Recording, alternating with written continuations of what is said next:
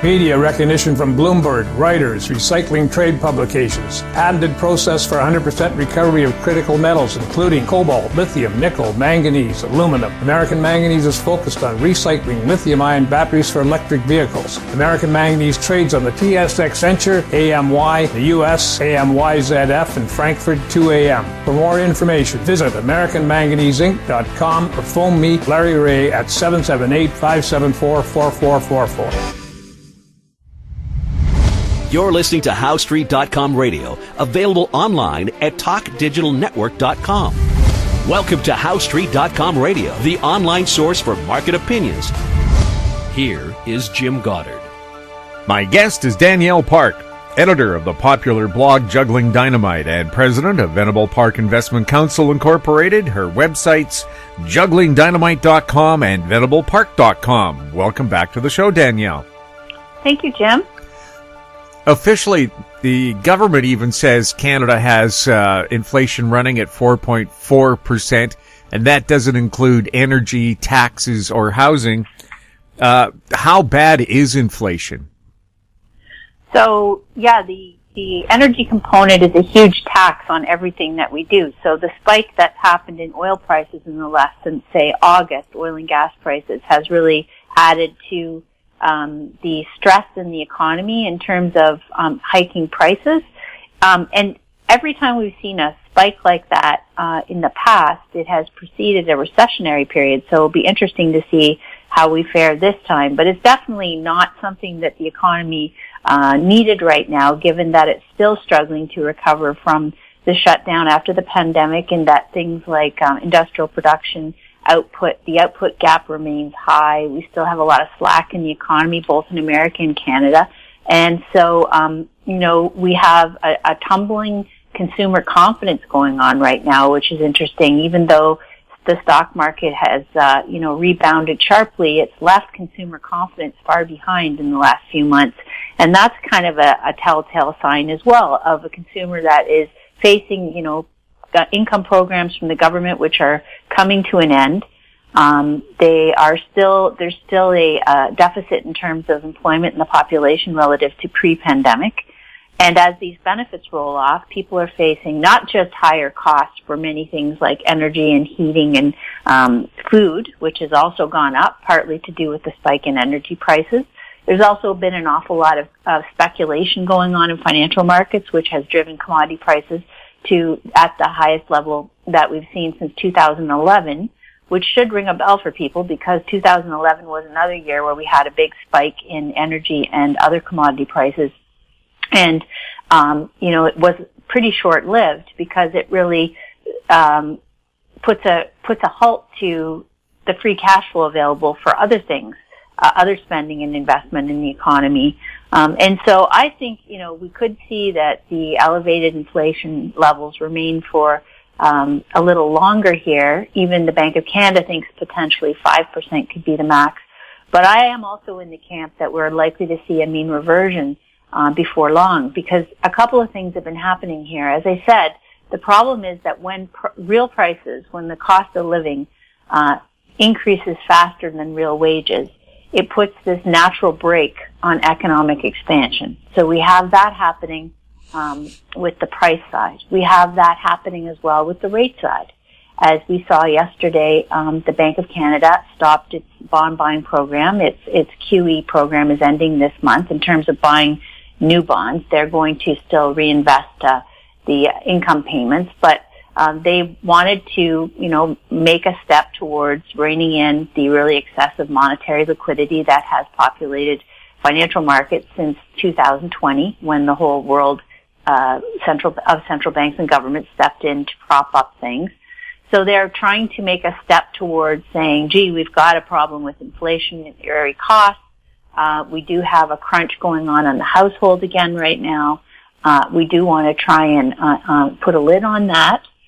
But the reality is that as soon as they announce that they are likely to, that, as I say, they're going to stop QE and that they're going to raise rates, which they're anticipating now doing sometime around the mid of 2022, what we've seen in the past is every time the central banks announce an end to a QE program, you get bond yields actually going down. In other words, the overall outlook for the economy then dims because this excess financial liquidity has really been all about goosing short-term prices and trying to buoy up sentiment and trying to, sort of fake economic growth that isn't there, trying to paper it over.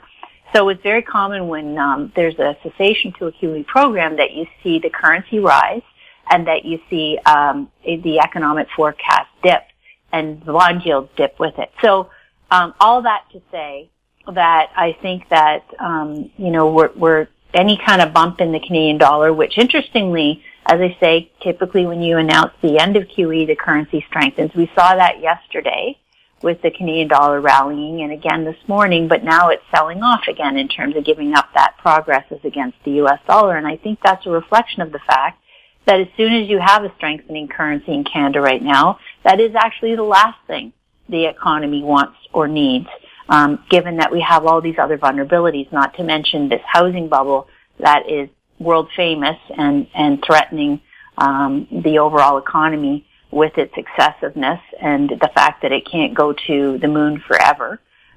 So we have a lot of issues here, and the thing that gives me the most, I wouldn't say confidence, but the most belief that the inflationary cycle will be arrested in a brusque manner, as it was at the peak in 2008 when people were also predicting a runaway inflation, and again in 2011, as I mentioned, is that we have this asset bubble problem. And as soon as you have whenever they stop putting in as much liquidity into financial markets, you get a dip in sentiment, you get them rolling over, which ultimately means falling asset prices, which is really the only thing that has recovered from the pandemic setback. Everything else continues to suffer and be underwater and not yet, through to a clear path in terms of making net progress. So I think that you get a rollover in asset prices, then you're going to have deflationary impacts hitting again. And as I mentioned, the biggest thing that high prices encourage is more supply.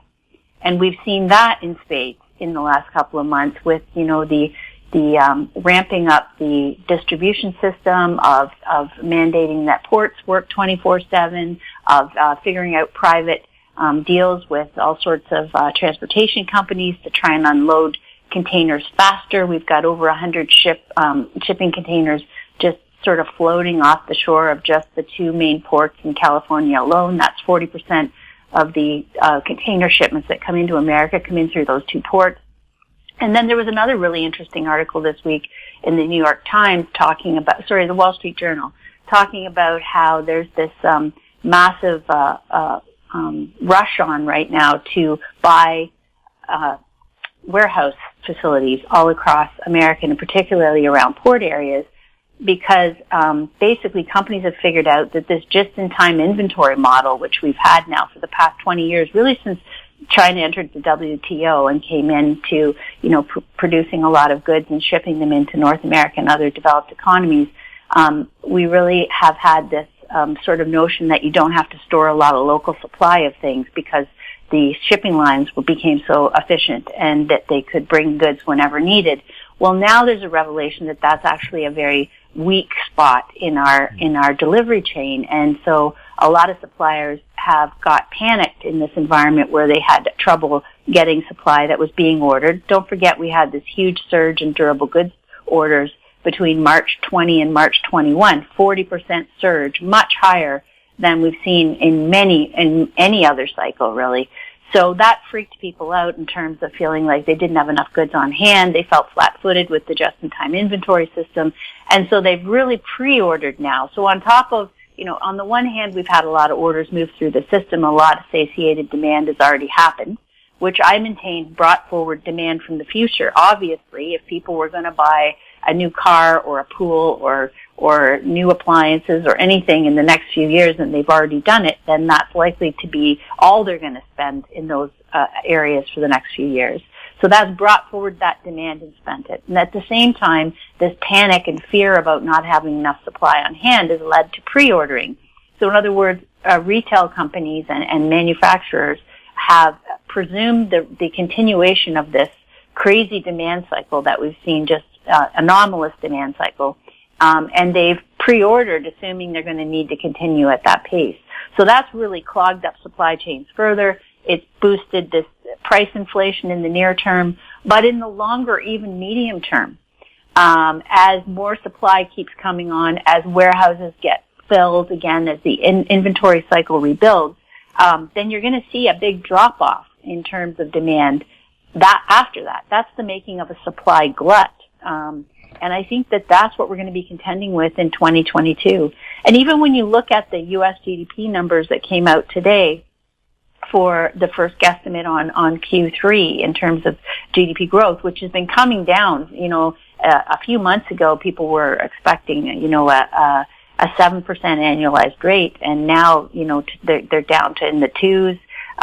Basically, but if you look at taking back out the inventory, because again, as I say, building up inventory boosts the near term, but it means that there's less demand for goods and manufacturing in the longer term or the medium term once the inventories are built back up. So typically you take back the inventory number, back it out of the GDP to get a real net demand figure. And that would have actually been a negative GDP print if you exclude the inventory build. So real GDP actually contracted on the first pass in Q3, and that was because of this big decline, a 9% decline in goods spending, a 26% decline in durable goods. So all that is to say that I think the demand cycle has already peaked. I think supply is now racing ahead, and I think that we're likely to see all of that bring down inflationary pressures in the months ahead. We'll have more with Danielle Park right after this. Don't miss out. Stay informed. Receive the HowStreet.com weekly recap with thought-provoking podcasts, radio, and articles delivered to your inbox. Sign up for the HowStreet.com weekly recap on our homepage at HowStreet.com. Welcome back. We're speaking with Danielle Park. Danielle, do you think some of this supply chain problem could be deliberate just to boost prices? Well, in the sense that there's always a sense of there is opportunity always when you think there's a panic or a shortage. There's an opportunity for people to speculate on that in terms of stockpiling or trying to corner the markets. We've seen that with investment banks who shouldn't be in the warehousing and trading of commodity sector at all. That caused all sorts of problems in 2008. But they are in there, and there's a lot of speculation going on. And like I said, we've pumped, the central bank, for example, the U.S. central bank doubled its balance sheet just in the last year.